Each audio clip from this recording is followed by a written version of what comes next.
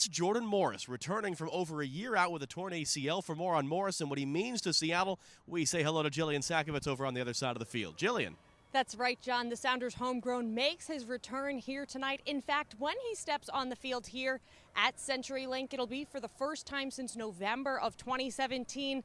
And we'll likely be seeing him in a bit of a different role throughout preseason. We saw Jordan Morris playing out wide and DP Raul Ruidiaz up top. And Brian Schmetzer said in that new role, he expects Morris to not only get balls into the box, but to continue to be a goal-scoring threat this season. As for tonight, Jordan said there are nerves, but he also has an added air of confidence this season, fresh off of that 5-year contract extension.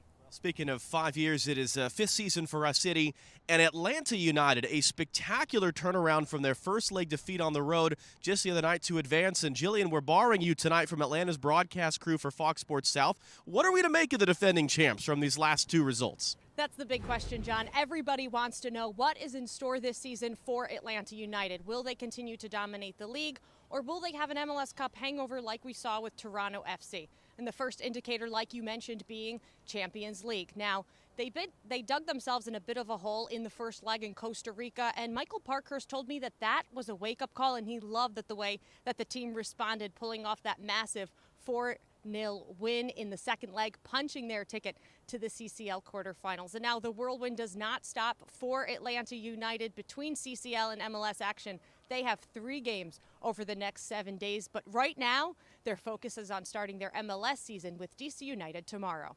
Jillian, speaking of whirlwinds, that describes our year for soccer on Fox Sports. We got the Gold Cup this summer, and of course, the Women's World Cup. Now, the first ever Women's World Cup.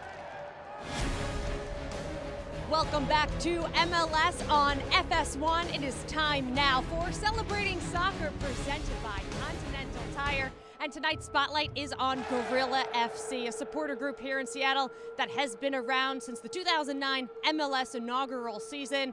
And they stand for glory, fellowship, and community being the big one. When they're not here in CenturyLink making all the noise, you can find them out in the community, whether it's building tiny homes for people battling homelessness, donating clothes to a local shelter, or fundraising when there is a time in need here in the Seattle community.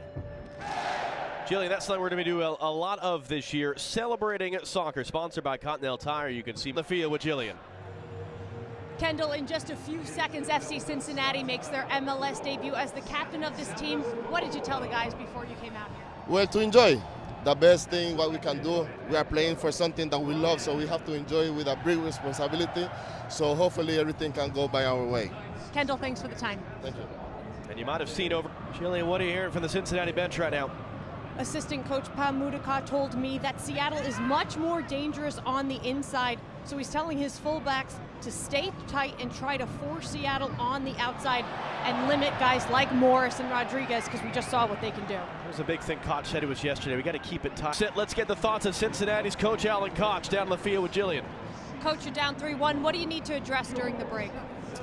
Well, I thought we had a good start because we possessed the ball, and obviously when we started giving the ball away way too easily, a good team like Seattle is going to punish us. So I think in the second 45 minutes, make sure we possess the ball, try to get into their half as much as possible, and try to create as many chances as we can.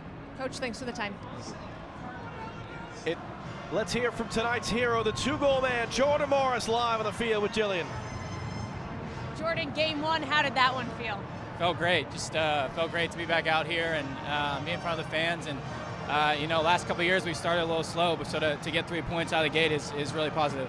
The beginning of the game may not have gone the way you guys wanted it, but your team responded. What stood out to you about the way your teammates played here tonight? Yeah, definitely. I mean, I don't know who had that strike for them. It was an unbelievable goal, so credit to him. But I think for us coming back, responding that way, it's a testament to what this team can do and the mentality that we have. So I think it's going to be a great year. Jordan, congratulations. Thanks for the time.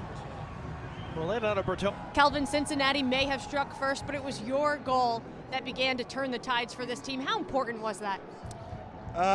When Cincinnati scored the first goal, they're starting to believe that they could get 3 points over here. And I believe the moment we scored a goal, we took the game back in our own hands. And I think it was very important for us that moment because we didn't have grip on the game. And I think the 1-1 changed the game again in our favor. Kelvin, congrats on the win. Thank you. Thank you. It is definitely dangerous, you look across MLS history, to draw conclusions from the opening game of a season, certainly for an expansion team, so we'll leave that alone for now. For Seattle, what did they show you tonight? They've shown me that their starting 11 is very good and probably better than we've seen in the past. They've lost Ozzie Alonso. Roldan slides in. That's a pretty natural fit. Jordan Morris then comes in on that right side. If Jordan Morris looks like Jordan Morris that we saw tonight, you can only expect him to get better as the season goes on and he gets sharper and he gets more fitness. So that is a big bonus for Seattle. I do wonder, though, about their depth if they do pick up injuries, because a lot of the players, Rodriguez has had injuries, Jordan Morris, how do his muscles hang up, whether he picks up little strains here and there. Then what does that depth look like? They didn't really strengthen in the middle of the field. You have Harry Shipp, you have Will Bruin at the back as well. What version of Roman Torres? But if this team can stay healthy and attack the way that they do, Brad Smith looks really good. This Seattle team is going to be up at the top of the West competing for the Supporters' Shield. Because as much as anything else, the hole they dug themselves the first half of last year was because of the injuries in the first few months of the season. But a good night for them tonight. What about for Cincinnati going forward? We'll come back to finish this one up as the Seattle Sounders beat FC Cincinnati 4-1. Just because I'm head of sandwiches doesn't mean I spend all my time in the Arby's test kitchen. I spend a lot of my time out in the world, like in the waters of Alaska, where the seas are filled with fresh, flaky Alaskan pollock, or the lively streets of New